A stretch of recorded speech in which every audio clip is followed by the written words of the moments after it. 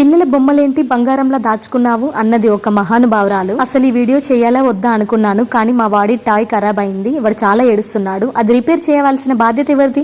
తల్లిదండ్రులుగా మనదే కదా. ఇది రిపేర్ చేస్తుంటే గుర్తొచ్చింది, నేను ప్రెగ్నెంట్ గా ఉన్నప్పుడు వేరే ఇంట్లో రెంట్కున్నప్పుడు ఒక ఆవిడ మా ఇంటికి వచ్చింది. సో టాయ్స్ అన్ని మా వాడు చూపిస్తున్నాడు. అన్ని ఒక కార్డ్బోర్డ్ లో పెట్టాను నేను. అవన్నీ చూసి ఇదేంట్రా పిల్లల బొమ్మలన్నీ బంగారంలా దాచుకున్నారు అన్నది. పిల్లలు ఆడుకునేటప్పుడు అవన్నీ కిందేస్తాం, ఆడుకుంటారు. వాళ్ళు పడుకున్నప్పుడు కానీ ఇంకా మిగిలిన టైంలో అవన్నీ సెట్ చేసి పెట్టాల్సిన బాధ్యత తల్లిదండ్రులదే కదా. మళ్ళీ పిల్లల మైండ్ ఎప్పుడెలా మారుద్దో తెలీదు. ఒక్క టాయ్ వాళ్ళకి నచ్చింది కనపడకపోయినా అదే కావాలి అని ఏడుస్తారు. తల్లిదండ్రులు అయితేనేమో ఆ బాధ్యతల విలువలు తెలుస్తాయి. నార్మల్ వాళ్ళకి ఏం తెలుస్తాయి? ఆ మహానుభావురాలతో ఎప్పుడు మాట్లాడినా అంతే, ఏదో ఒకటి పొడిచినట్టుగా మాట్లాడుద్ది ఇండైరెక్ట్ గా. ఇంకా మమ్మల్ని అంటది, మీరు మందిలో కలవరు, మీరు సెపరేట్ గానే ఉండాలి అని. మేము మందిలో కలవం లే తల్లి, నువ్వు అందరితో నటిస్తూ మంచిగా ఉండు. ఇదే కాదు, ఇంకా మహాతల్లి మమ్మల్ని బాగానే అందిలే, కానీ మాట్లాడే ముందు ఆలోచించాలి కదా. ఇలాంటి చిన్న చిన్నవే బాగా హర్ట్ చేస్తాయి అంటారుగా, మాట్లాడే ముందు చిన్న పెద్ద ఆలోచించాలి అని. మేమంటే చిన్నోళ్ళం, మాకు తెలీదు. మీరు పెద్దోళ్ళు కదా, మీకు ఆ మాత్రం తెలీదా?